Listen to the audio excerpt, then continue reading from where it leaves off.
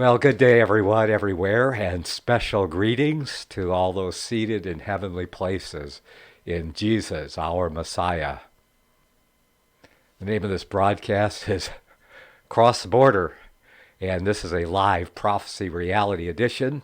So if you caught all that stuff before, it's going to be cut off on the after this show. We're going to edit it out.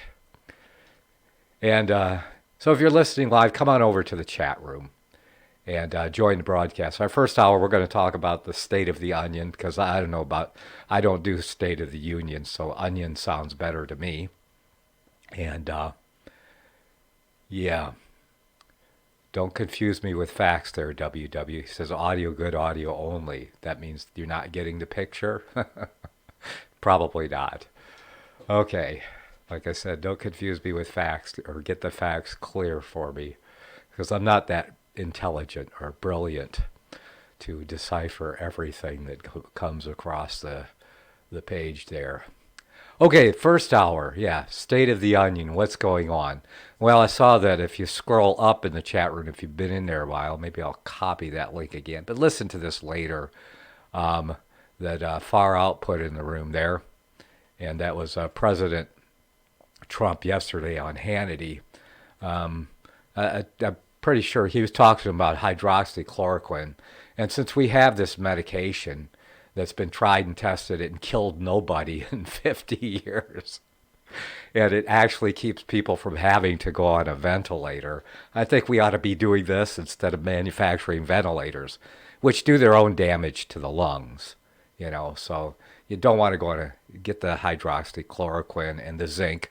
I'm taking zinc tablets, just kind of acts as an extra measure for myself to supplement we should be taking anyway. If you're taking minerals and good minerals and vitamins, phyto minerals and vitamins, that means plant-based. Yeah, it'll do you a lot of good. And maybe we can get this thing over quickly. I was hoping by, the world's Easter event, that it would be over, but it looks like they're going to carry it through the end of this month at least.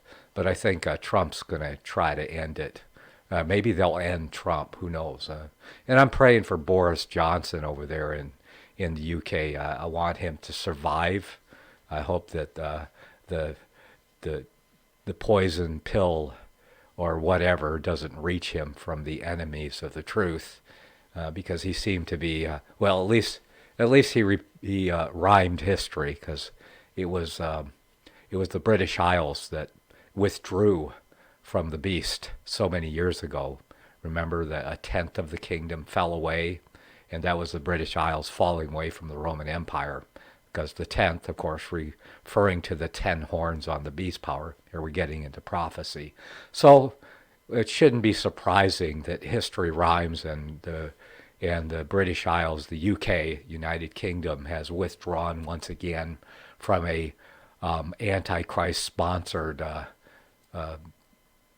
concentration of power over there in the European theater, in the old world theater, we'll call it.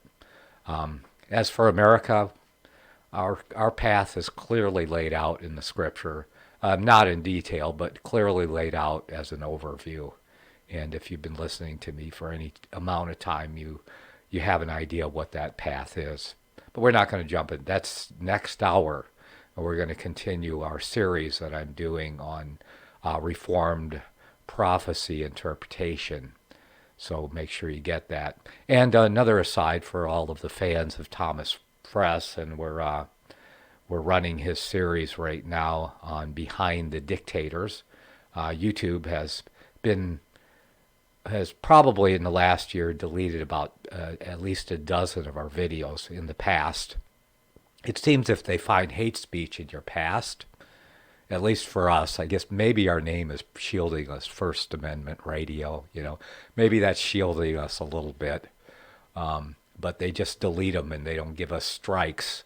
But they, however, have given me 2 strikes on his latest series, Behind the Dictators. They deleted one and gave me a strike on the segment number 2 in the series. And so I complained. I told them this is a historical documentary. We don't hate anybody. We're just, it's we can't control history. It's already set in stone. And because we review history doesn't mean that we're engaging in any of the hate that took place in history. So they restored the video, but then again, then they came along and then number 4, when I put up the 4th one, they deleted it. So again, I contested the strike, and they said too bad. I guess it depends on whoever reviews your contest of their strike or taking down the video. So anyway, if you go there to number 4 in that series, if you're looking at that, you'll find, or go to inquisitionupdate.org, and you'll find the series there. We're posting it over there on, Daily Motion. So we'll have the series there, and you can subscribe over there. And I'm going to start putting some videos over there because eventually it's going to happen, despite our the protection of our First Amendment radio name. Eventually YouTube is going to deplatform us too, because they're doing it.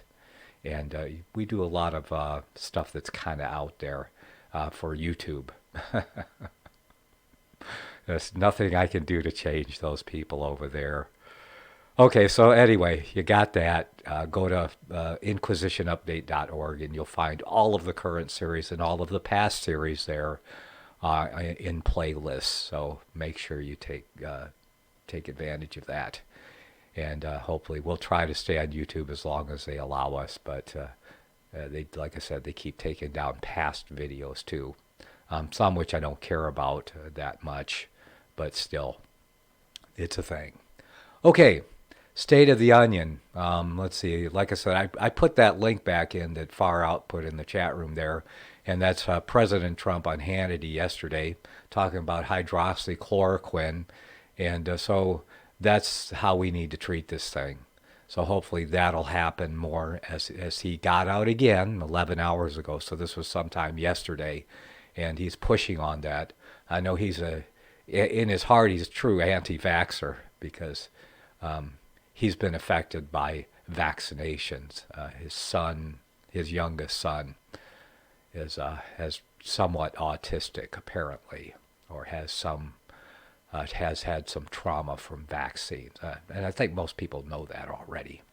So anyway, it's nice to have a anti-vaxxer president, even if he's kind of in the shadows about it somewhat. You got to watch your step when you're president, because presidents can be killed if the Antichrist deems it necessary. But the Antichrist doesn't always get his way, so we can always pray, and we should all be doing that. Now, I found an article here on Lou Rockwell, and I wanted to share that with you. This is by David Hathaway, and he says, what are essential services? Because essential services is what they're allowing in most of the states that have shut down and shelter in place and all that nonsense. And I'm going about my business as usual, except I couldn't go to the dentist because the dentist canceled my appointment because, they have business licenses from the governor.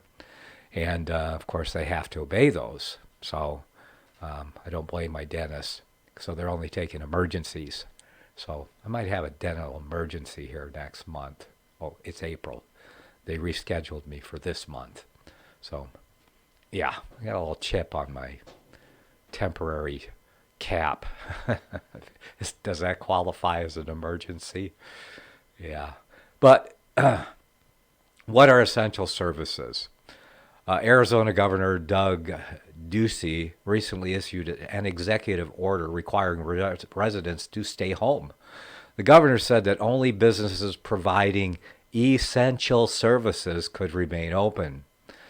When hit with a barrage of questions, he told Arizonans not to worry because grocery stores and pharmacies would remain open and their employees would be allowed to leave their homes and go to work. As I considered what an essential service is in the free market, I was reminded of Leonard Read's brilliant essay, I, Pencil. As Mr. Read pointed out, even the production of a simple pencil is beyond the capabilities of one person or one firm to plan and implement. It requires an incredibly complex market coordination of land, labor, and capital. A pencil requires graphite and iron miners, trucks, rubber for the tires of the trucks, rubber plantations, workers at the rubber plantations, paint producers, lumberjacks, sawmills, employees for the operation of the sawmills, and for all the associated factories, tool manufacturers to make the tools used in the various associated industries, and maintenance personnel to keep all these facilities running. There's also a myriad of ancillary industries that provide a large number of items used in the various businesses that produce components in the higher orders of production to make the pencil. Things like ink, paper, clothing for the workers, and oil pumping and refinery equipment to keep fuel flowing and all the associated vehicles and industries. The interconnected web of cooperating firms and individuals is almost infinite. If producing a pencil is complicated and requires the complex coordination and invisible hand of the free market, that is well beyond the planned capabilities of any person or any firm. We can only imagine the exponential level of complexity needed to keep a Walmart store open. If a Walmart store is considered to be providing an essential service and is allowed to stay open in a stay-at-home state, how can it possibly do so without the invisible market cooperation of an unfathomable number of actors, each being influenced individually by price signals? Can a Walmart store stay open without wholesalers and producers? Can the producers stay in business without other producers of subcomponents?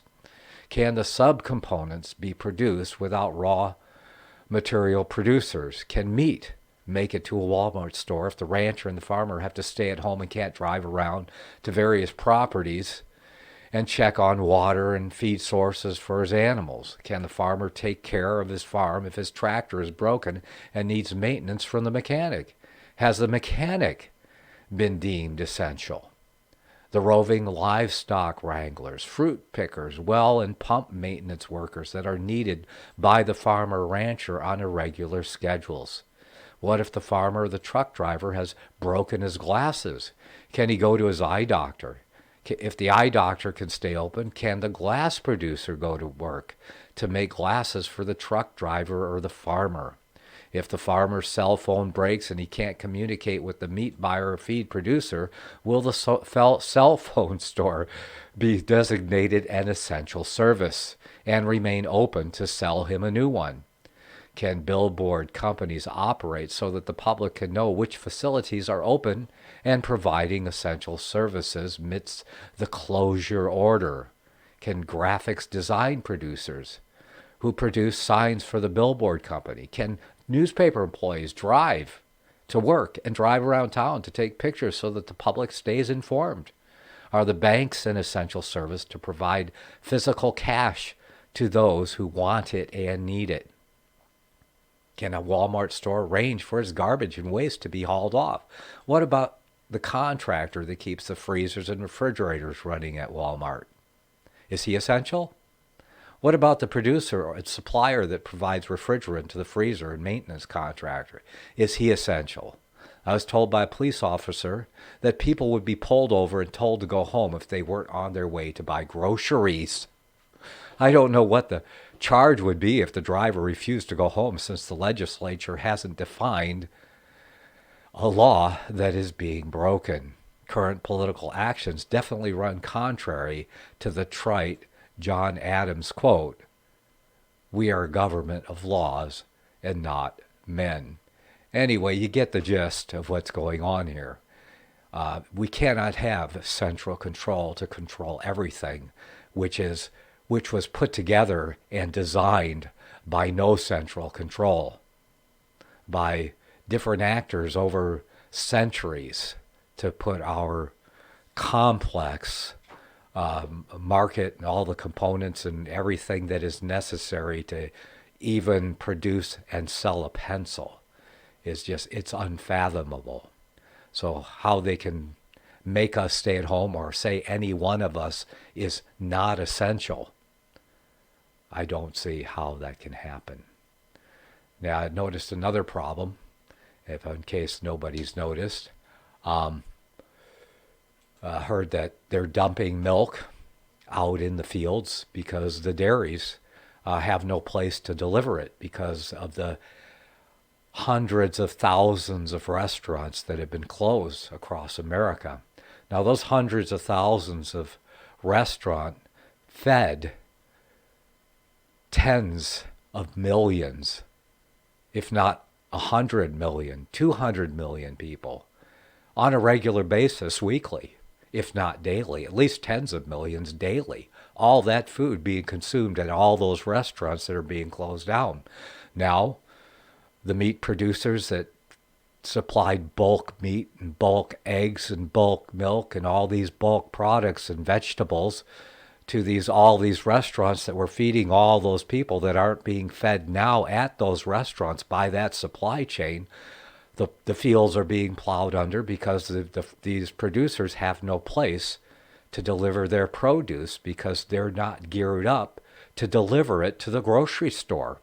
So now the grocery store shelves are being overrun and overburdened, and that supply chain is now being diminished so that I can go to the store and can't find a bag of beans, a bag of rice. Eggs have more than doubled in price. Meanwhile, beef by the truckloads are going to the dump. Fields are being turned over, and produce is being tilled up because it can't be delivered in time before it spoils or goes to seed in the field. And milk is being dumped in the field. And so what does this mean for our future? It means prices are going up on food, and this is something that cannot be stopped. Even if they started producing tomorrow, if they stop this thing, if they wait till the end of the month, that's only going to delay, that'll double. I mean, for every day that they delay this thing, it's going to double or triple the correction that will be needed to restore the supply chain to something that is normal. So we are going to have food shortages here. And we are going to see price hikes in everything that it deemed necessary that was cut off and now is going to waste. So when you go to the store, when you're going to buy something that you regularly use, buy 2 or 3 if you can, but don't clean out the shelf. Save some for your neighbor. I don't believe that we should be going hungry. We may have to do with less. For a lot of people, that might be a good thing, you know? But that's coming, and that's something we need to prepare for. Okay, you're listening to Cross the Border. This is a Prophecy Reality Edition, and hopefully we'll get some comments, questions in the chat room, maybe a call. Who knows? Someone might want to participate here in the conversation. But we've got plenty more to talk about in the next half hour, and then we're going to jump into prophecy interpretation in the second hour. I'll be right back.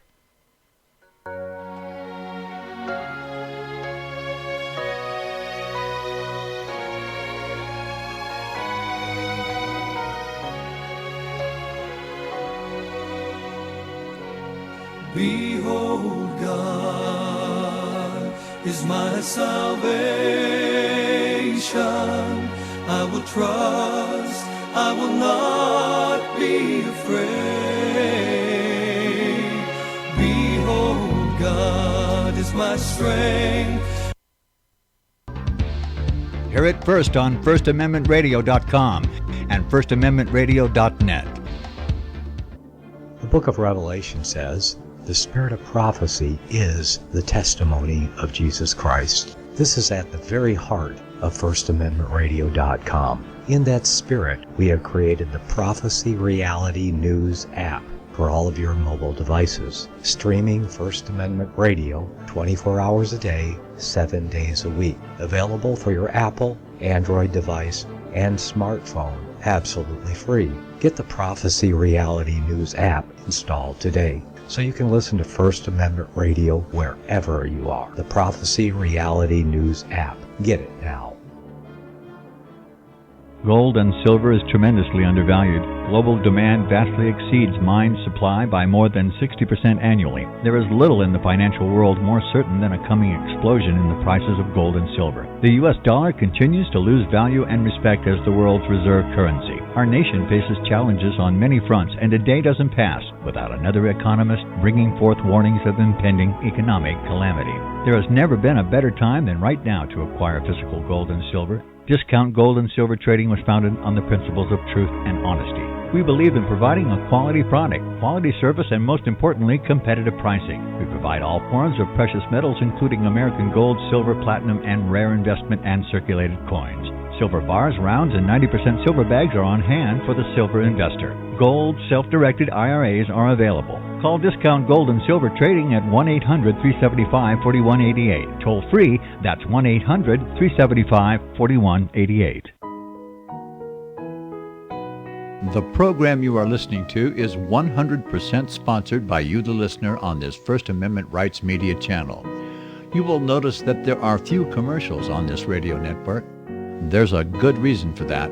Corporate advertising dollars come with strings that limit program content. So without your help, these programs cannot continue on satellite, internet, or our several affiliates. If you benefit by the educational law programs, we ask you to give. If you are admonished or nurtured by the Bible and ministry programs, we ask you to give. If some voice a cause that you are passionate about, we ask you to give. If you believe in any of these, we ask you to support them as you would a missionary on a continual basis, as if giving a tithe for missionary radio. These programs are not commercially viable and must be supported by those faithful to the cause of truth. Look for the button to sponsor your favorite programs at our listen and schedule pages on the internet. We will also give you unlimited archive access to all of our programs. We're asking you to give much less than a tithe, so that you may also send support directly to a particular program host, cause, and anywhere else the Spirit may lead you. Do all to the glory of our God and Creator, for His holy nation, the only kingdom that will last forever. Thank you for listening.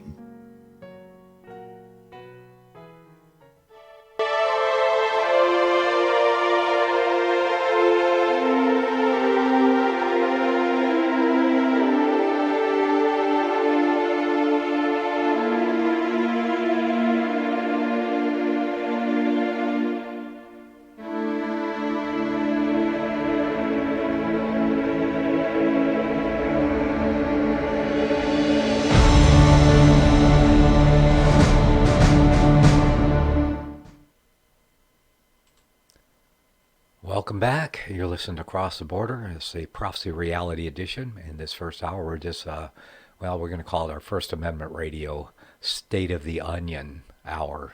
Since we have so much to comment on as far as what's going on. We need to end the insanity now or as soon as possible. And, we need to get back to work. Dude in the chat room, he asked me, he says, do you believe we are headed towards socialism? We're already there, dude.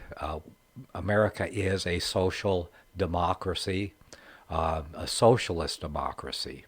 That's what we are in America right now. Hopefully we don't become a communist. That would be forced socialism, because actually in America, and I should know because I'm one of the few people, there's probably, I don't know how many out there. There's no way to count how many people that have rejected socialism and withdrawn and refrained from the socialist security system. I don't use the number. I'm old enough. If I were a member of the Social Security Club, card-carrying member, I'm old enough that they would give me money every month, just because I'm a certain age. And also I have a disabled, mentally retarded son. People get offended when I call my son retarded, but he is. At least it used to be okay to say that. But yeah, he's severely mentally retarded. He lives with me, and I don't get nothing. But the state would love to give me lots of money for him too. But God gave me him, and God can take care of me and him. And I don't want the government to rip off my neighbor for me. That's just beyond me. I feel that it's theft, and it's participating in government-sponsored theft, but it's still theft. And if it's unlawful for the government to do anything that is unlawful for its creator to do, the people created the government, then it's unlawful for the government to do, unless it's outlined clearly in God's word. Yeah. So, and what is outlined in God's word as the purview of government is very restricted, and because we have several different kinds of government that we have to deal with. And quickly, the first form of government is self-government. And this is something that is practiced. As a matter of fact, it's one of the signs that the Holy Spirit is active in someone's life, is they exercise self-control. That's self-government, one of the fruits of the Spirit. And then, of course, you have family government after that. And then after that, you have church government. And then you have civil government, which is a totally different sphere than church government. They should not be intermingled at all. Even though those involved in church government can be subject to civil government if they violate that purview that under God.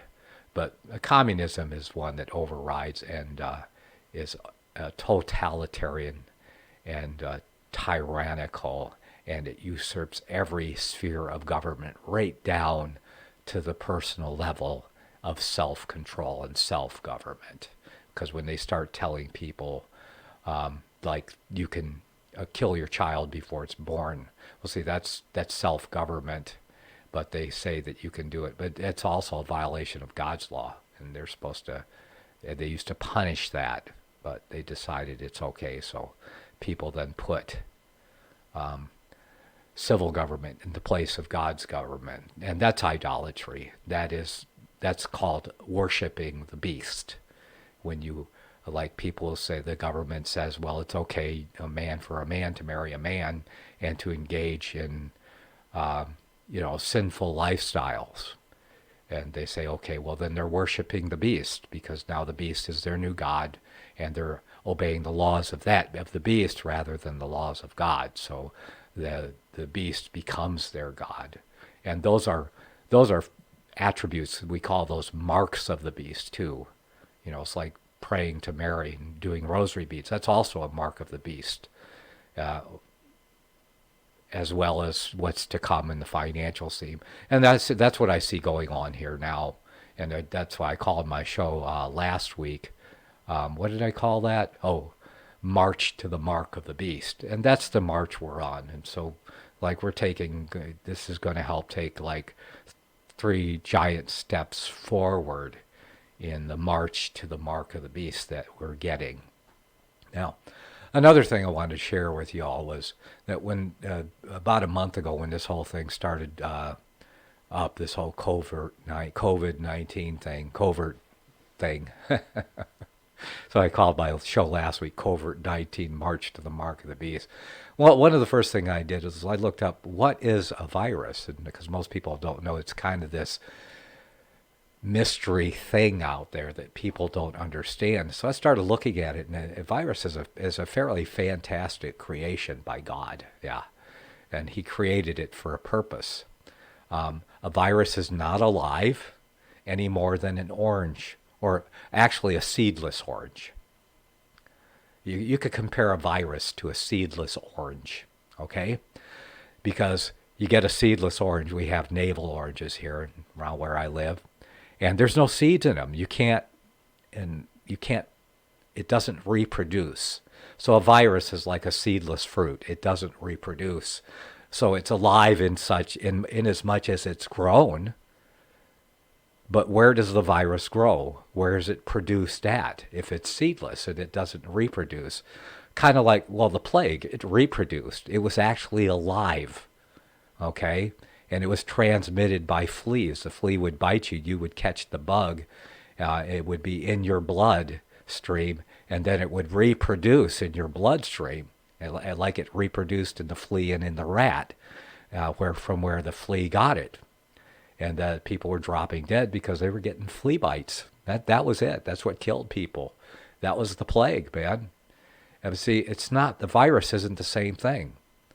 It's not a living organism. It doesn't reproduce. It's a seedless orange. It's a seedless fruit. Your body creates viruses continually. Hundreds. Probably all the time your body is creating viruses. And see, these viruses, they become airborne and they're picked up by your neighbor. Okay? And then in response to that signal virus, your body starts reproducing its own virus. It's like it, but it's not the same because a different person is producing it. And that's why they can't nail down these viruses. And they always change, and the flu is never the same because it's people that create the virus. It's fantastic technology when you consider that God created it. Okay? And he created it for a purpose. And that is so that we could communicate things that were going on between our bodies and create what they call, I guess, herd immunity to things that are going on. Now, the only problem, here's the problem, one of the big problems, is people are taking vaccinations, and when you pump vaccinations, introduce vaccinations into your bloodstream, okay, then it compromises your immune system because now your immune system doesn't have to work, or it messes with it, and it creates viruses that destroy whatever the threat is. But what if the threat is you? It's like autoimmune disease, if anyone understands autoimmune disease. And I learned about this last summer because I went in for dental work. I got a bone graft, and they gave me, took a little bone out of my knee, or my leg there, just below my knee. That was very painful afterwards. And they put it in my jaw, so I'd have enough bone there in my top jaw for a new tooth. And they gave me some antibiotics, and I took them, and I had an autoimmune reaction to the antibiotics. But I didn't go to the doctor. I started getting a reaction to it, and it took me a while to figure out what it was. And I'll continue that story after I answer this phone here. Let me see. Your name and where you're calling from. You're on the air. Hi, Nicholas. Fireman Mike. Hey, go ahead. I recently got a book that is probably a must-read for everybody here looking at the program. I'll put the title in the chat. The title of the book is What Really Makes You Ill? Yeah. Like everything you thought you knew about disease is wrong. This is a 10-year study. Am I on the right track according to what this book says, Mike? Partly. Well, yeah, I really don't know a lot. I'm just going by the little understanding I have from what I've read. I am too, and I'm still trying to figure out what it is exactly that makes us sick. But the little bit that I've learned so far is that you are correct in stating that viruses are not alive, and that basically they're part of our immune system. They're a response to any toxin. Right. But we do pick up. I think yeah. I understand. I think it's incorrect to state that viruses can be passed from people to people, because these people's contention, and I also put in Andrew Kaufman's thing on YouTube. He's an MD. Well, there is some kind of messaging system that does go from person to person, and I mean, if you're close enough to pick it up, because it can't live I mean, the virus can't, the fruit is like, it spoils quickly. If Well, you, their contention is that these people is that germ theory is just that, it's a theory, and it's never been proven. Now, bacteria will cause some problems, but bacteria, and like I said, I'm still working on this myself, but bacteria are just our cleanup crew. right, However, in certain cases, like if you eat spoiled food, the bacteria that are trying to, basically do away with the food, like they would with a dead animal in the wild, right, while the bacteria are doing their job, the bacteria put off toxins, right. which sometimes cause problems. But these people state emphatically, the whole thing about viruses is complete baloney, but it's a must-read for everybody here. And I'll put the title of the book in there, and also there's a guy on YouTube, Andrew Kaufman. He has got some excellent information. Some of it's technical, and I know you got a show to get on with, so I'll put this information in the... Well, this is part of the show, man. I'm sorry, you're breaking up a little bit. Yeah, well, this is part of the show. Yeah, go ahead and put those links in the chat room so everyone can become apprised to what's going on out there. Because what I'm saying is you don't have anything to fear unless your immune system is already compromised. And those are the people we should be protecting. There's another doc that states exactly that. Yeah. All right. Thank you, Fireman Mike. Okay, good talking to you again. I'll put it in the chat. Thanks. Bye. Okay. Well, there you have it. Anyway, I had a little bout with autoimmune reaction, and I didn't go to a doctor because I didn't want to get any regimen of drugs, and I haven't been to a doctor for anything outside the dentist since I was a teenager when I got a sinus infection and got some antibiotics for that. So it's been a long time, and I'm old now, so it's been a long, long time since I've been to a doctor. And so anyway, I researched into it, and the autoimmune reaction to the antibiotics, if you have to take antibiotics, you need to restore enzyme and probiotics to your system, because it all begins in the gut. And if your gut is wrong, because the autoimmune reaction was from undigested proteins in my blood due to an enzyme imbalance, and you need probiotics. So I started drinking kombucha tea and taking live probiotic caps, and to restore that balance, and all of the symptoms went away. And the symptoms, when you start getting, there'll be like blood blotches on your skin. You'll see a lot of older people have them, and or I had lumps in my left hand. It started my left hand, my left arm. I got a lump in my hand, and then I got some blotches on my skin, completely gone now. So once I corrected the enzyme imbalance and started drinking kombucha tea and get the probiotics back, then I was okay. So continuing with those things, keep your probiotics up and your enzymes balance going. And a lot of that comes with like the kombucha tea. And I also take some enzyme supplements and probiotic supplements too, because that wasn't fun at all, dealing with that. It's a little bit scary when things start going on. First I thought, how did I bruise my arm like that? I had a blood blister on my skin. But no, that was an autoimmune reaction. So imagine that to a virus in your body, say in your lungs or somewhere, where your body starts to destroy itself and starts attacking itself. And that's kind of what happens, like when you get bacteria producing toxins in your body, and then your body starts attacking those toxins. And if your immune system is weakened, your gut is out of balance, a lot of destruction can be done. And so it's very important to take care of your health and to look into these things, understand. Check those links that Fireman Mike is going to put in the chat room that we're waiting for there, and learn what is a virus and should you be afraid of viruses. I'm not afraid now. I can go out in the public and I don't really care. As a matter of fact, if I can get We used to have measles parties when I was a child because I grew up in the 50s and 60s. Okay, I was a child in the 50s and 60s. That was in the last century, people. We had measles and mumps parties. The mothers would get the children together, and we'd get our herd immunity going because we're going, well, this is much better to take care of this in childhood because as a child you can handle it much better than getting it when you're older.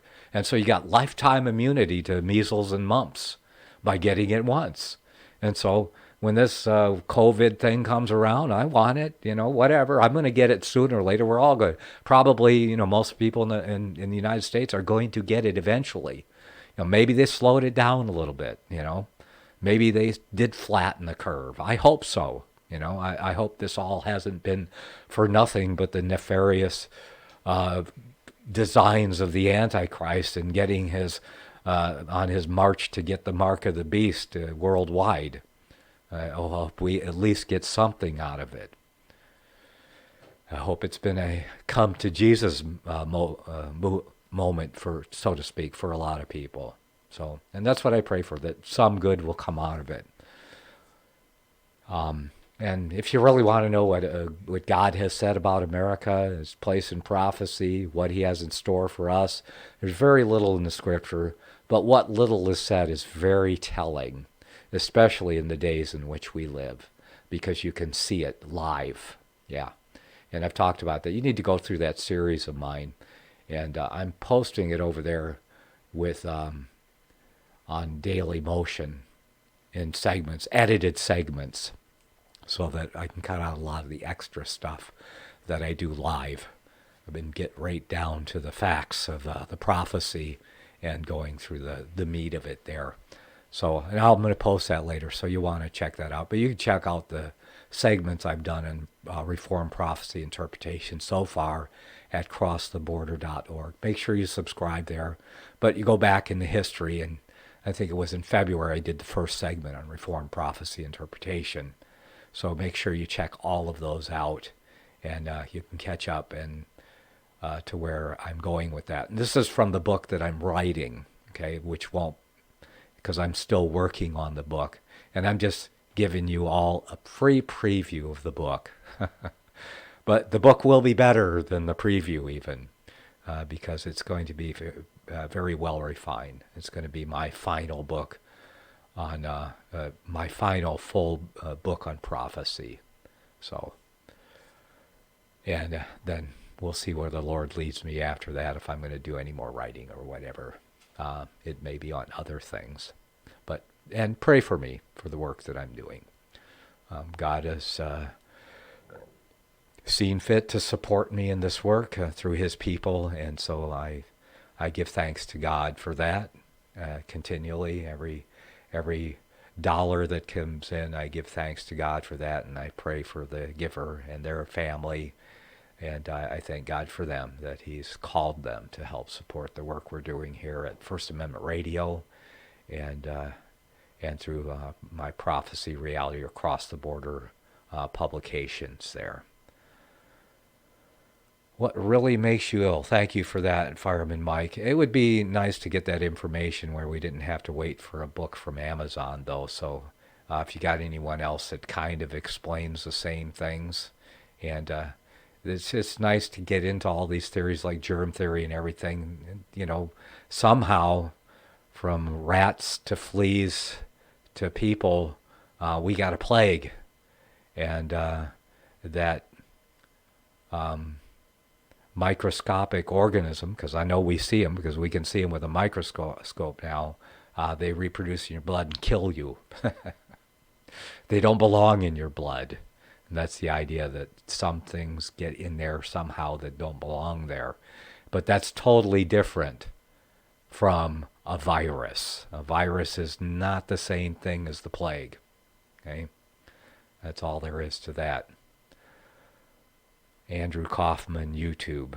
Yeah, I'm going to check him out. Let me highlight that, right click on it and say search DuckDuckGo. Go duck.